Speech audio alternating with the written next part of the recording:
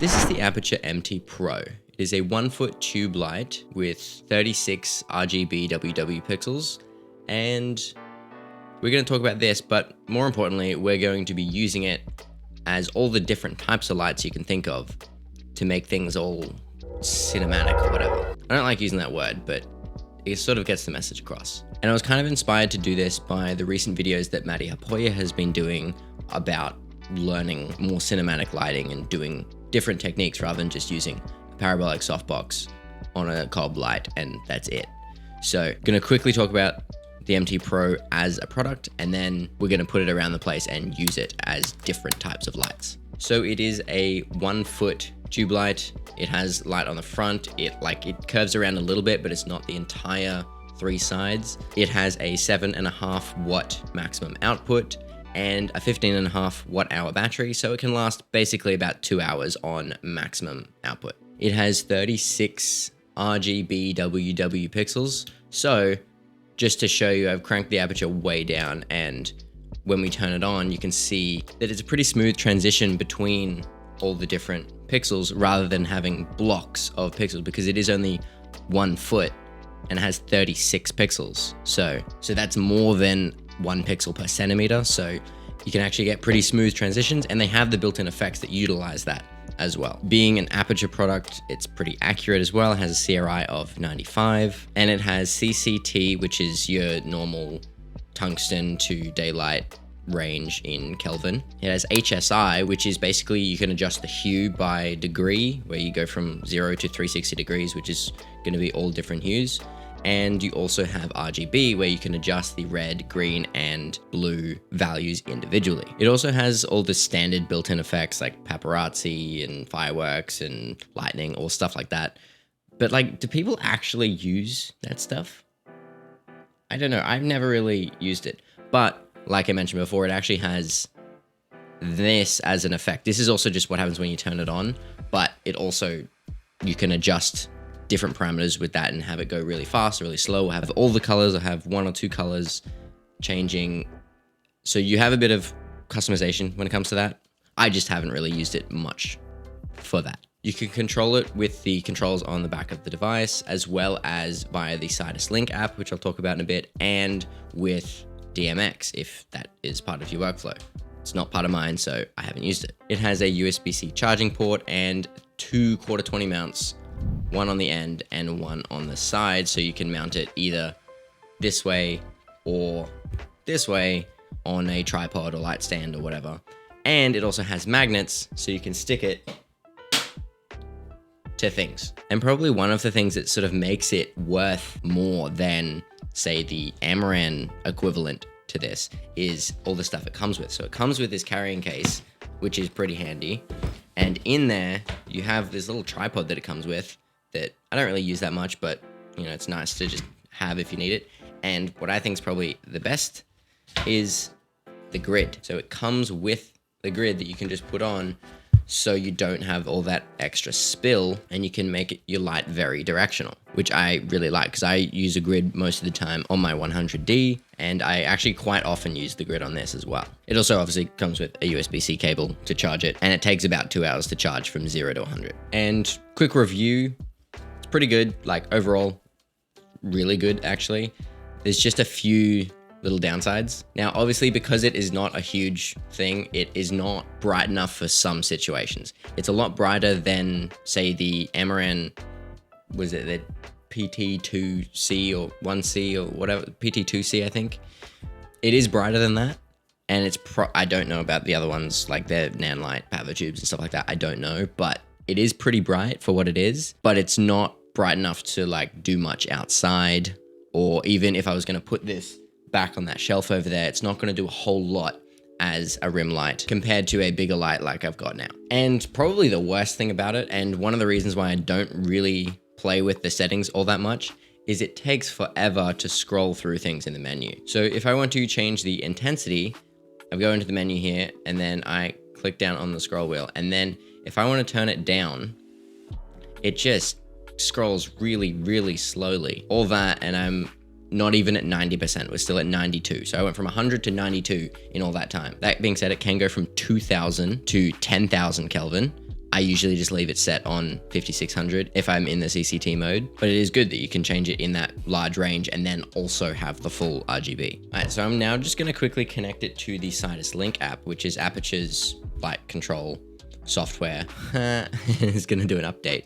So in a minute, once it's updated, we'll do that. Okay, so I have Sidus Link open and I have both my MRM100D and MT Pro connected. And this is probably actually a better way to adjust things. So if I want to take it from 100% to 0% or 20%, I can do that really easily just by scrolling on the screen rather than scrolling through the whole thing in the menu on the device. Can also turn on and off both lights with the same button if you want to turn the entire thing off or on, which is kind of handy. But now what I'm going to do is I'm going to turn off the 100D and use this as my key light. Okay, so now we only have the MT Pro on, and it is the only light source in this room, apart from my computer screens, I guess.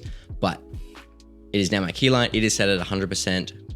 The MRM100D was set at 60%, so obviously it's going to be much, much brighter because it is a 100 watt light compared to a 7.5 watt light. But I'm kind of surprised how bright this is compared to the 100D, especially if you get pretty close, because it is also a relatively soft light as well. It's not too hard. It does have that layer of diffusion built into it, but there's no way to add diffusion to it unless you're wrapping something around it or putting it behind something. So this is using it as a key light. Now let's use it as a fill light. So I'm going to turn back on the 100D, and then if I'm going to use it as a fill light, I'm going to put it more over on this side. And right now it's probably too bright.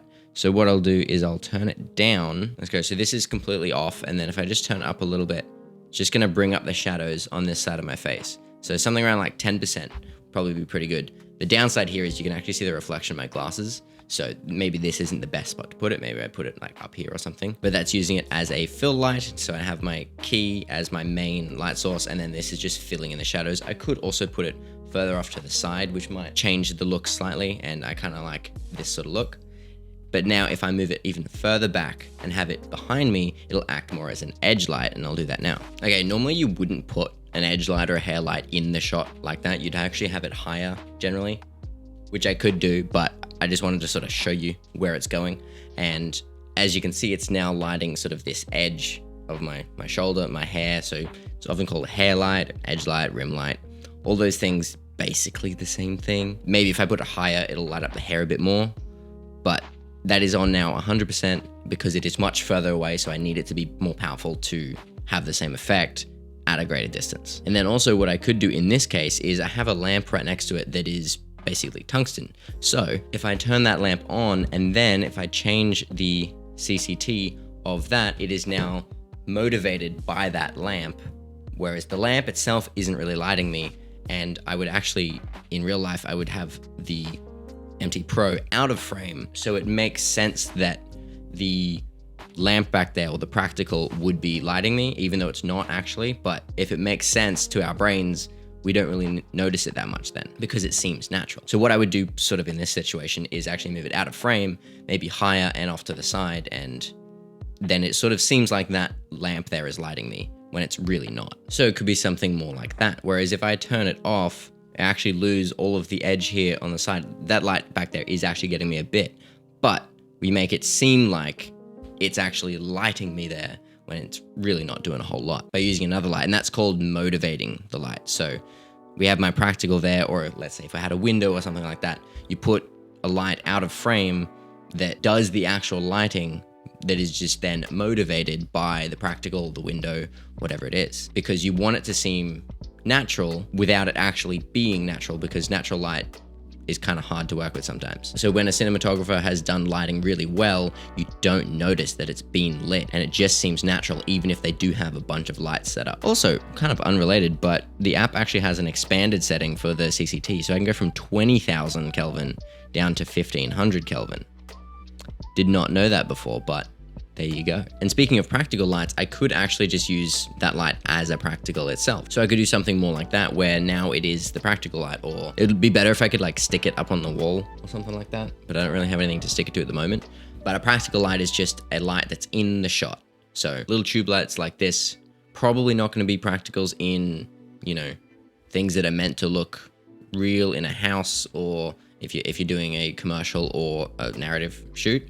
But in something like a YouTube video where I talk about cameras and lighting, it makes sense if there's just a light on in the background. So it kind of works in this context. And then I could also use it to light the background, especially since it is RGB. I can set it to something like blue, so I can do something like that. I can hide it over behind things, but have it shining on the wall behind me so it is lighting up the background. And this is one of the reasons why I wanted to get an RGB one, so I could do stuff like this. And then the final way that I'm going to use it is as a moving light in a B-roll shot, which I'll show you now, where basically if it's something like a product shoot where you have your product on the table and rather than moving the camera, you move the lights, because it adds that sort of movement to a shot that otherwise doesn't have it. And it can actually have some cool effects. That's pretty much it for this video. If you are interested in the MT Pro, I have no affiliation with Aputure whatsoever, so I don't really care what you do, but it is pretty good. And I hope you might have learned something about lighting in general. And I hope this encouraged you to experiment with lighting a bit more, because lighting is a extremely big part of cinematography and it can be pretty interesting to experiment with. So go do that. But if you want another video to watch, this one was the behind the scenes of a recent spec ad that I shot where I did use this light actually, and do all the other things before you leave, and I'll see you next time. Okay, bye.